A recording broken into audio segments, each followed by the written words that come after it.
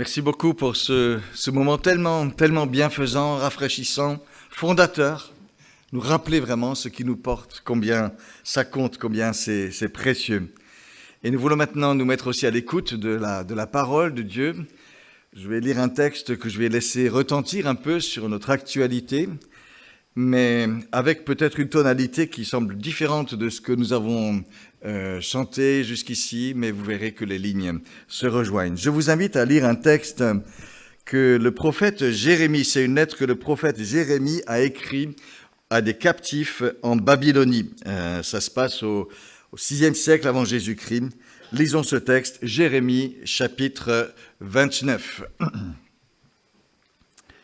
Voici les termes de la lettre que le prophète Jérémie envoya de Jérusalem au reste des anciens qui avaient été déportés, aux sacrificateurs, aux prophètes et à tout le peuple que Nebuchadnezzar avait déporté de Jérusalem à Babylone. Après que le roi Jéconia, la reine-mère, les chambellans, les ministres de Juda et de Jérusalem, les charpentiers et les serruriers soient sortis de Jérusalem.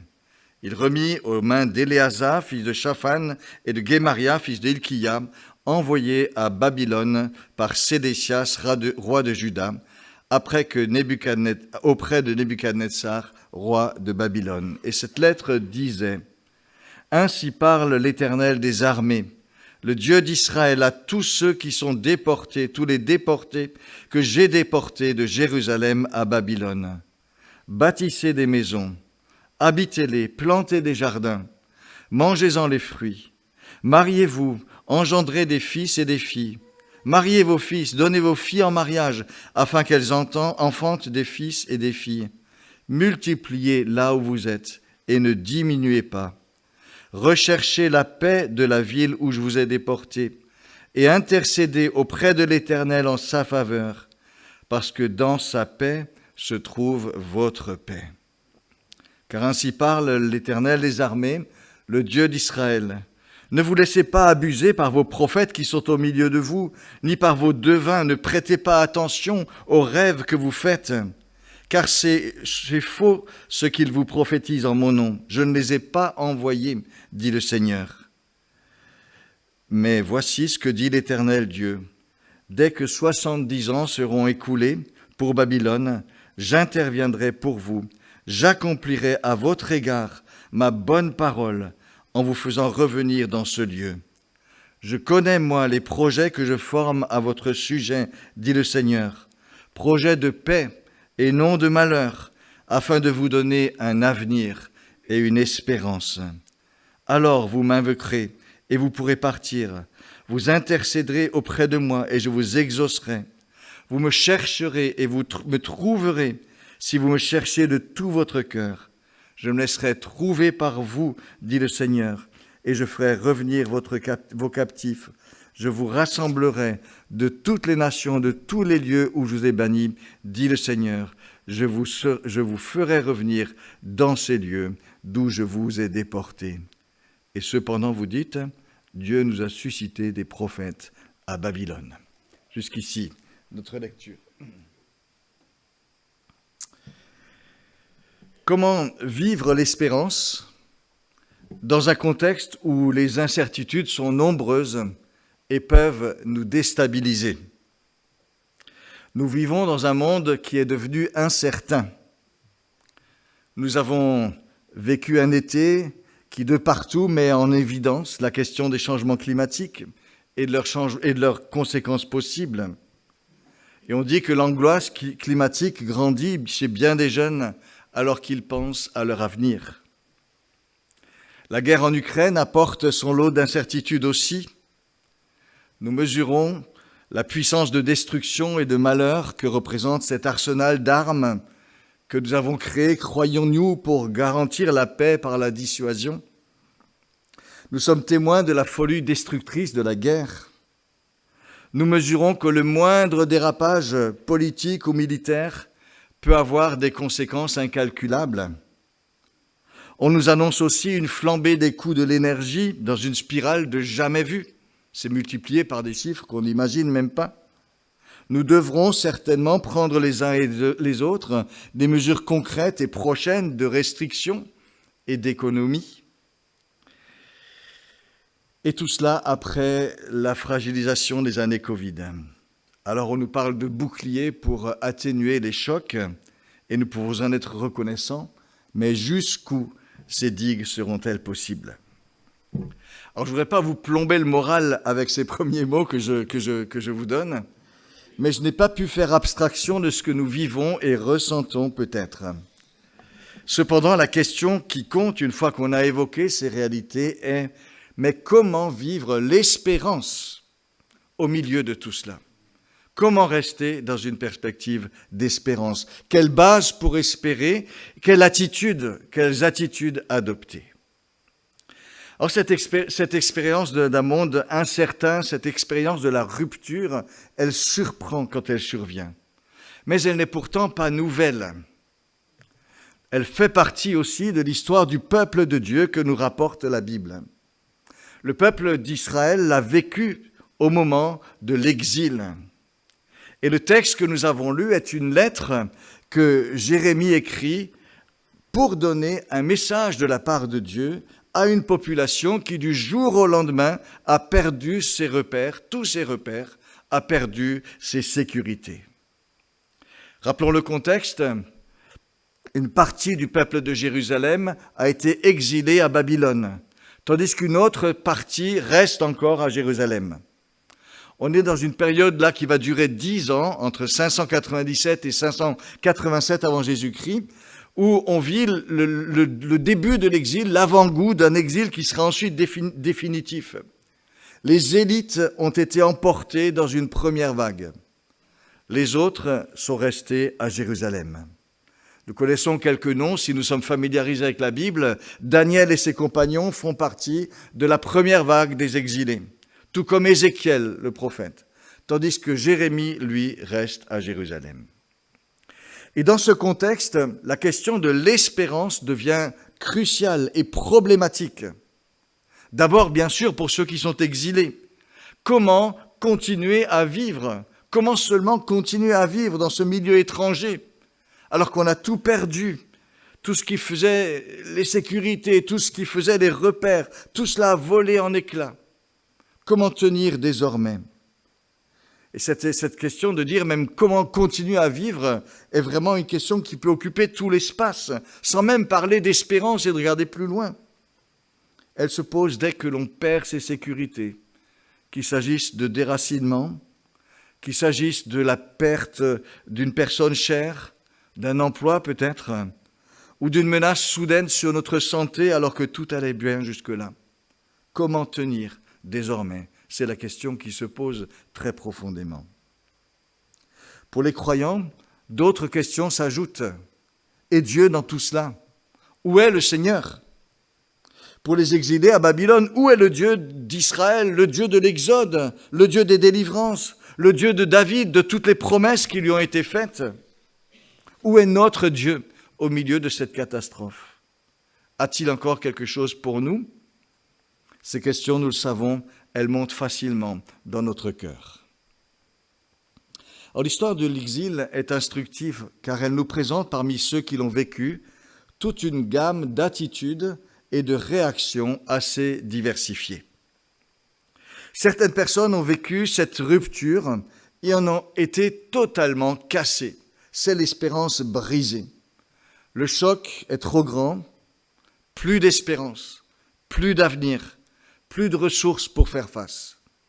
On subit, on survit, on essaie de garder la tête hors de l'eau, mais pas plus, et pas plus loin.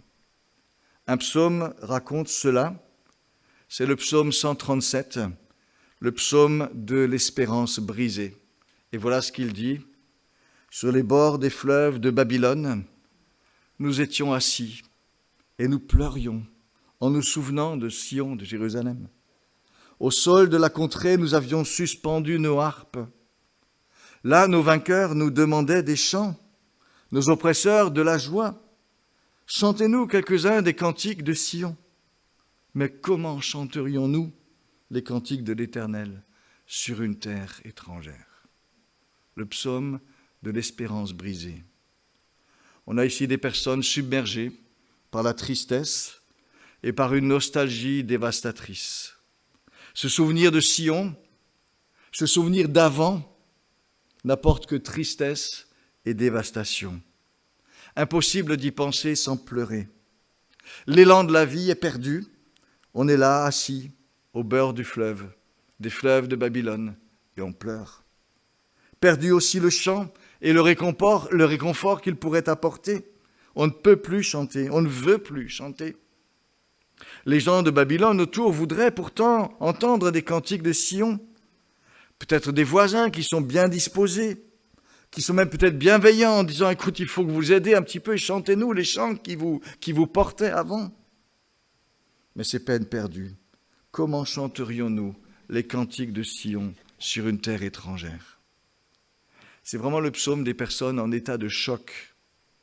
La vie normale des autres, les joies simples des autres, les encouragements, les trucs pour essayer de remonter le moral, tout semble complètement étranger, irréel. On ne peut pas. On a accroché les harpes. On est ailleurs, enfermé dans ce qui nous est arrivé. Et ça nous rappelle que certains grands chocs de la vie ne s'absorbent pas facilement. Ce témoignage nous le dit. Mais le danger, alors on peut reconnaître cela vraiment, mais le danger, c'est de rester dans cet état. Et ce psaume nous est laissé comme le psaume, oui, d'une réalité, mais le psaume d'une étape. Et il est utile pour nous de nous rappeler qu'on ne peut pas, en effet, toujours chanter, toujours dire que tout est merveilleux. Mais quelle tristesse si cet état devient une espèce d'enfermement, si on reste enquisté dans cette attitude. Quelle tristesse également de ne pouvoir rien dire ou rien chanter sur Dieu alors que des personnes autour de nous, probablement bien disposées, voudraient savoir ce que signifie la foi pour nous, si elle nous aide, si elle nous apporte quelque chose. Il y a dans les moments durs de la vie des occasions pour des chrétiens de rendre témoignage, simplement, authentiquement, de dire « oui, c'est difficile, mais Dieu me soutient ». Mais ici, on voit que tout cela ne tient pas. Demandons en tout cas à Dieu, même si on traverse des moments comme cela, de préserver dans notre cœur la flamme de la confiance, la flamme de l'espérance. Un autre psaume le dit avec ces mots, « Pourquoi t'as battu mon âme et gémis-tu au-dedans de moi? Espère en Dieu, car je le louerai encore. » Ce psaume, c'est l'étape suivante après le psaume de l'espérance brisée. On ne chante pas encore que tout va bien, mais on dit « Espère en Dieu, je le louerai encore, je veux regarder un peu plus loin. » Donc une première réaction, cette espérance brisée. Une autre réaction, toute différence face à l'exil et à ses réalités, s'est déroulée à Jérusalem. À Jérusalem, comme à Babylone, toutes sortes de prophètes autoproclamés annoncent, eux, que Dieu va bientôt intervenir, manifester sa puissance, délivrer Babylone détruire Babylone et délivrer son peuple d'exil. Encore 2 ans et je fais revenir tous les objets du temple et tous les déportés de Juda. C'est ce que clament à Jérusalem ces soi-disant porte-parole au nom de Dieu, ces prophètes de prospérité. L'un d'eux s'appelle Anania, qui veut dire Dieu fait grâce. Et là, il utilise le mot de grâce pour dire Dieu ne fait que grâce, il n'y aura que grâce, ça va venir très vite. Et il s'oppose à Jérémie, à Jérusalem. Alors que Jérémie annonce un exil long, que Jérémie dit il vaut mieux vous soumettre au roi de Babylone pour éviter un nouveau bain de sang. Ézéchiel, pareillement, se trouve à Babylone face à des soi-disant prophètes qui font miroiter la paix toute proche pour Jérusalem. Et ces 2 prophètes, Jérémie et Ézéchiel, sont obligés de tenir, chacun là où ils se trouvent, un langage beaucoup plus exigeant. La paix pour tout de suite, c'est une illusion, c'est du vent. Ceux qui l'annoncent, ils suivent les pensées de leur propre cœur. Et Ézéchiel les compare à des gens qui appliquent un enduit superficiel sur un mur branlant. Ce mur branlant, c'est Israël qui cherche ses appuis ailleurs qu'en Dieu. Et les prophètes habillent ça d'un crépi rassurant qu'ils disent venir de Dieu. Qu'est-ce qui motive de telles paroles? Peut-être simplement le désir d'être populaire, de donner aux gens ce qu'ils ont envie d'entendre. Et l'image du crépi superficiel donne cette impression. On pense ici pour actualiser à toutes ces paroles politiques qui sont là parfois juste pour temporiser, pour rassurer, pour dire que tout va bien. Un peu de crépi juste pour masquer ce qui s'effrite par derrière. Ça arrive, ça arrive quand même. Mais peut-être aussi que ces prophètes ne peuvent pas supporter l'idée que Dieu puisse laisser durer certaines situations exigeantes. Dieu doit intervenir. Il ne peut qu'intervenir. Ici, maintenant, tout de suite. Il est un Dieu de grâce. Il est un Dieu puissant. Il est le Dieu de délivrance. C'est notre Dieu. Et ces gens-là, pourtant, dans ce cas-là, disent les pensées de leur cœur et doivent être corrigés par le message qui vient vraiment de Dieu. Même avec des idées justes sur le Seigneur, on peut être à côté de ce que pense vraiment le Seigneur. C'est ce qui se passe ici. Et ça nous invite à l'humilité, à ne pas enfermer Dieu dans une seule manière de faire, mais à intégrer dans notre vision la diversité des manières d'agir de Dieu que nous présente la Bible. Mes pensées ne sont pas vos pensées, dit le Seigneur, et mes voix ne sont pas vos voix. Et il nous faut garder toujours l'ouverture, humblement, à la façon ou aux façons, au pluriel, dont Dieu peut agir pour nous. Dieu a pourtant pour nous et pour son peuple de bons projets. Je connais les projets que je forme sur vous, projets de paix et non de malheur, afin de vous donner un avenir et de l'espérance, c'est vraiment dit. Mais la manière dont cela se réalise n'est pas forcément celle que nous imaginons. Ces prophètes disaient, dans 2 ans, tout est réglé, le Seigneur triomphera. Jérémie, lui, parle de 70 ans. 70 ans. Des étapes doivent être respectées. 70 ans, c'est long. C'est 3 générations. Mais c'est un petit peu, si vous voulez, le temps des nations et des peuples. À plusieurs reprises, la Bible nous dit que Dieu ne régule pas les choses de l'histoire des hommes et des nations en intervenant directement d'en haut chaque fois qu'il faut éliminer quelqu'un qui fait pas bien. Il n'y aurait pas d'histoire humaine si Dieu agissait de cette façon-là. Le Seigneur choisit plutôt d'utiliser les mouvements et les actions des peuples. L'échelle des temps est plus longue quand on pense aux mouvements et aux actions des peuples. Tout comme le temps des saisons et des aires climatiques est un temps long. Il faut intégrer ces longueurs ici aussi. Et ici, 70 ans, oui, c'est plus long que ce qu'on voudrait. Mais pourtant, Dieu n'oublie pas sa promesse pour autant. Dieu n'oublie pas, je connais les projets que je forme sur vous, malgré ces 70 ans, même si c'est long. Tout comme Dieu n'oubliera pas plus tard, n'avait pas oublié la promesse d'un fils faite à Abraham pendant les longues années de stérilité de Sarah. Tout comme plus tard, il agira lorsque les temps seront accomplis lors de l'envoi de son fils sur terre. Dieu n'oublie pas sa promesse, malgré les attentes. Tout comme il le fera lorsque Jésus reviendra en gloire, le jour où il le choisira pour faire toutes choses nouvelles, établir enfin son règne de paix à jamais. Dieu n'oublie pas sa promesse pour autant, mais les temps sont parfois longs. Comment Jérémie invite-t-il les exilés à vivre dans l'espérance? Il y a d'abord cette lettre qu'il leur envoie avec juste un message du Seigneur pour eux. Ainsi parle l'Éternel des armées, le Dieu d'Israël, à ceux que j'ai déportés de Jérusalem à Babylone. Dieu les a-t-il oubliés? Non, il y a une parole de Dieu pour eux, spécialement à Babylone.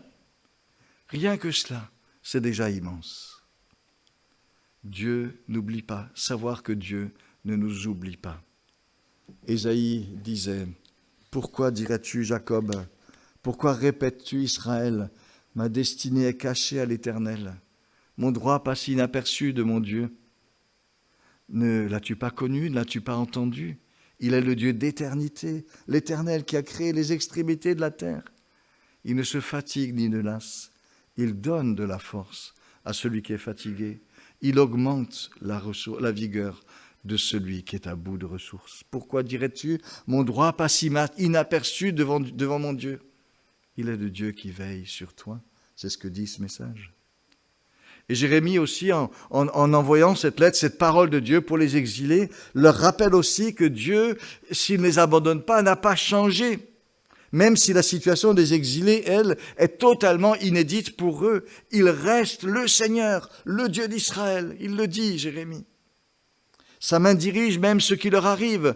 Je vous ai déportés de Jérusalem à Babylone. Humainement parlant, ces hommes, ces femmes sont juste entraînés par le cours violent de l'histoire des hommes.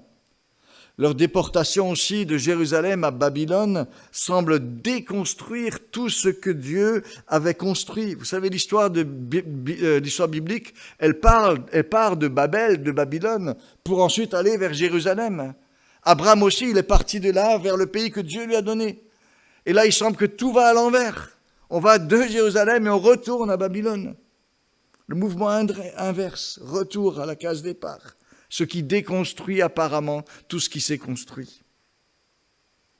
Mais le Seigneur dit, je vous ai déportés de Jérusalem à Babylone. Ça ne veut pas dire je vous ai punis, mais ça veut dire ce qui vous arrive n'échappe pas à ma maîtrise, n'échappe pas à ma maîtrise et ne vous fait pas quitter le cours de mon grand projet. Ça ne vous fait pas quitter le cours de mon grand projet. Vous restez dans ce projet, même si vous avez l'impression que la roue tourne complètement à l'envers. Alors une parole comme ça, c'est compliqué à recevoir quand on est dans l'incertitude ou dans la difficulté. Mais sur le fond, c'est tellement, tellement important. Nous ne quittons pas le grand projet de Dieu parce que nous vivons des choses que nous ne comprenons pas ou qui nous désarçonnent. Notre destinée n'est pas cachée devant le Seigneur. Notre droit ne passe pas inaperçu devant notre Dieu. Nous restons dans son grand projet. Et Jérémie a ce regard vraiment. Et il sait que l'exil est non pas un accident de l'histoire, mais vraiment une étape dans le projet de Dieu. Ça passe par là pour continuer ensuite. Et que ce temps aura un terme, le Seigneur lui a dit. Et c'est pourquoi il adresse vraiment un message de vie à ceux qui sont à Babylone. Et il leur dit, écoutez les amis, c'est dur peut-être, mais la vie continue. La vie continue. Bâtissez des maisons, leur dit-il, bâtissez des maisons, habitez-les, plantez des vignes, mangez des fruits, mariez-vous, multipliez là où vous êtes, ne diminuez pas. Ça peut sembler très matérialiste. Mais à vrai dire, c'est un acte d'espérance. L'exil n'est pas la fin de la vie du peuple de Dieu, c'est ça ce que ça veut dire. Il y a encore une vie à mener, même à Babylone. Il y a encore des choses à faire. Il y a encore des joies à goûter. Il y a encore un avenir à préparer. Et c'est à cela que Jérémie encourage les Judéens qui sont à Babylone. Ce que vous vivez n'est pas ce que vous auriez choisi, mais Dieu garde pour vous des ressources de vie là, à Babylone, là où vous êtes. On se rappelle les Judéens du psaume 137, assis au bord des rivières, qui avaient suspendu leur harpe, sans ressort, sans projet.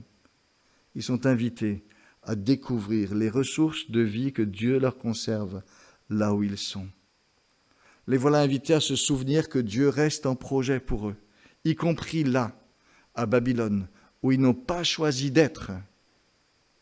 C'est une révolution du regard, une conversion intérieure. Retrouver une base de confiance et d'espérance change tout. J'ai vécu cela il y a 23 ans, à cette période exacte de l'année.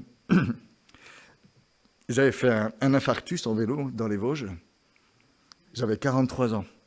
Et j'ai passé un mois entier à penser uniquement à tout ce que je ne pourrais plus faire. C'est assez impressionnant quand même. Pendant tout un mois, j'ai pensé que comme ça. Après un mois d'arrêt, mon médecin m'a ordonné fermement de reprendre mes activités comme avant. J'étais estomaqué. Hélène était furieuse. Mais le médecin a tenu bon. Ne vous laissez pas enfermer. Reprenez les chemins de la vie. Et je me souviens du jour et de l'endroit où je me suis dit, il faut que tu tournes le bouton dans l'autre sens. Et plutôt que de penser à tout ce que tu ne peux plus faire, explore ce que tu peux faire encore, ce qui t'est donné de faire.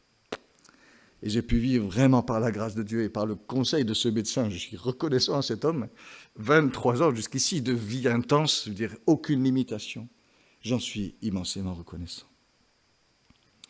Prenons vraiment au sérieux la promesse que Dieu nous garde dans ses projets. C'est tellement important pour nous, quoi que nous vivions. Prenons au sérieux la promesse que Dieu nous garde dans ses projets. Si nous lui avons vraiment ouvert notre vie. Nous ne connaissons pas les où, nous ne connaissons pas les comment, nous ne connaissons pas les quand, nous ne connaissons pas les pourquoi, mais les projets du cœur de Dieu subsistent de génération en génération, nous dit le psaume 33. Alors ne nous laissons pas enfermer ou paralyser par des limites que nous pouvons éprouver, mais cherchons vraiment à saisir là où nous sommes et dans tout ce que Dieu nous donne de vivre, tout ce qui nous invite à goûter vraiment, saisissons ces choses. Et puis nous pouvons nous rappeler aussi que fondamentalement, nous sommes tous un peu comme ces exilés à Babylone. Notre vraie patrie, notre vraie cité, c'est la Jérusalem céleste qui rayonnera de gloire lorsque le Seigneur fera toutes choses nouvelles, lorsqu'il fera de nouveaux cieux, une nouvelle terre où la justice habitera. Notre vraie citoyenneté, elle est là. Nous ne sommes que des résidents temporaires, là où nous sommes, pendant toute notre vie. Et ceci, pourquoi ? Parce que le grand projet de Dieu est bien plus vaste même que notre vie humaine à chacun. Mais la certitude du projet de Dieu ne doit pas conduire à vivre isolément. Et Jérémie invite les exilés à prendre à cœur le bien de Babylone. Et il leur dit, recherchez la paix de la ville où je vous ai déportés et priez pour elle. Là encore, une vraie révolution. Nous disons parfois, parce que nous sommes étrangers sur la terre, nous nous préoccupons des choses spirituelles en attendant que Dieu réalise son plan. Jérémie, lui, dit aux exilés, oui, faites cela, mais ayez à cœur la ville où vous vous trouvez. Que votre espérance se vive dans une solidarité active. Que nous dit cette invitation concrète de Jérémie aux exilés ? D'abord, elle dit, ne vous repliez pas sur vous-même. Vous êtes exilés, ne faites pas de cet exil un ghetto. Ayez le souci de l'environnement où vous vivez, de ceux qui vous entourent. La mission, la vocation d'Abraham et de sa postérité est d'apporter là où elle se trouve quelque chose de la bénédiction de Dieu. Ayez ce souci, gardez cette vision.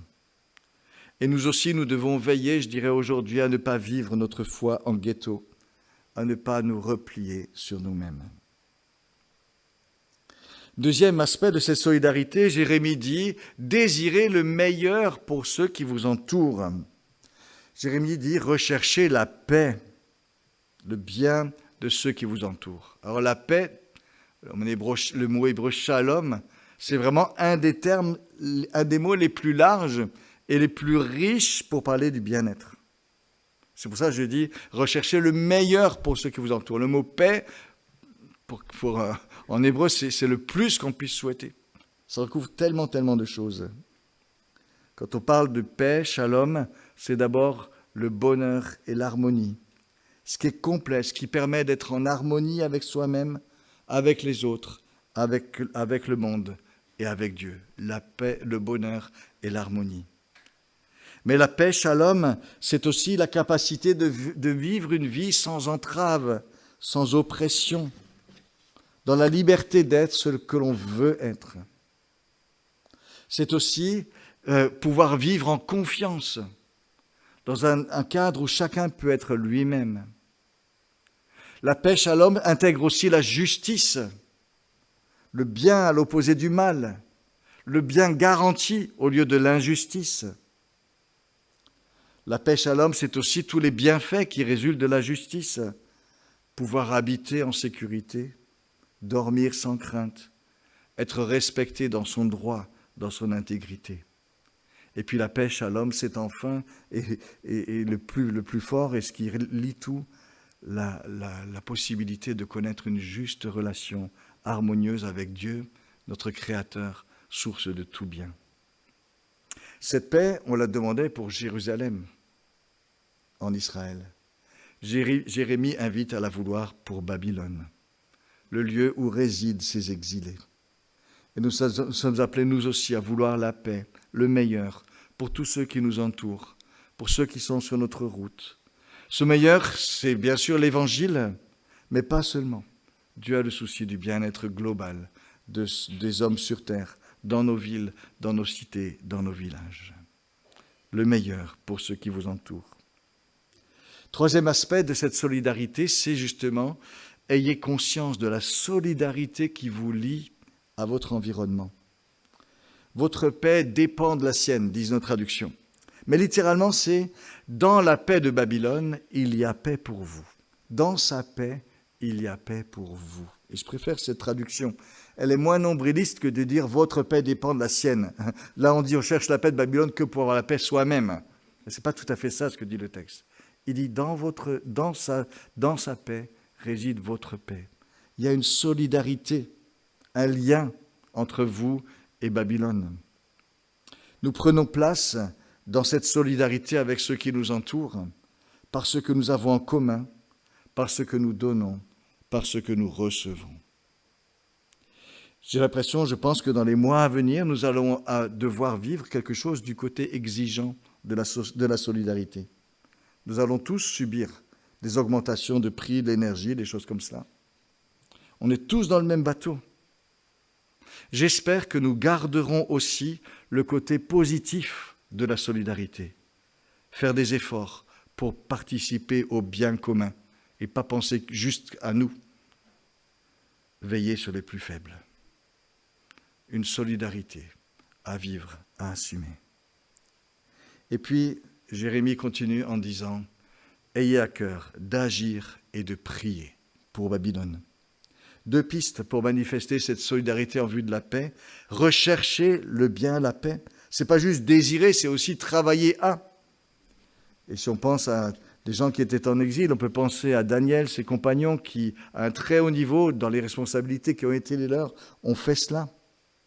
Mais nous pouvons aussi rechercher le bien de la façon dont nous nous relions à nos voisins, dans le souci qu'on a pour son quartier, pour les gens, pour les démunis, les plus fragiles. Rechercher le bien. Et ajoute Jérémie, priez l'Éternel en sa faveur. Et je rappelle l'orientation de la prière. Priez en sa faveur pour Babylone. Ce n'est pas prier pour que Babylone vous traite bien. C'est prier pour Babylone. Et c'est quand même Babylone qui les avait déportés. Car dans sa paix est votre paix, dans ce lien qui vous unit. Alors je reviens sur ce texte que nous connaissons bien, sur cette promesse qui unit tout ce verset, tout ce passage. Je connais les projets que je forme sur vous, projets de paix et non de malheur, afin de vous donner un avenir et une espérance. Cette promesse, nous l'aurons compris, n'est pas une assurance tout risque contre toute difficulté, contre toute rupture, mais elle nous assure vraiment que lorsque nous ouvrons notre vie à Dieu, lorsque nous marchons dans ses voies, il nous intègre dans son grand projet. Il nous maintient dans son grand projet. Nous faisons partie de ce grand projet dont lui seul possède la clé. Au temps fixé, nous le savons, les exilés sont revenus de Babylone. Ils sont revenus 70 ans après. Au temps fixé, nous le savons, Jésus est venu dans ce monde. Et dans nos vies, déjà au temps fixé, Dieu s'est montré tant de fois si fidèle. Saisissons donc les ressources de vie et de confiance que ça nous donne, non pas pour nous isoler, mais pour vivre humblement une solidarité porteuse d'espérance, de soutien, de prière, de la bonne nouvelle de l'Évangile, et avec le sourire et la confiance de celles et ceux qui se savent profondément aimés. Amen.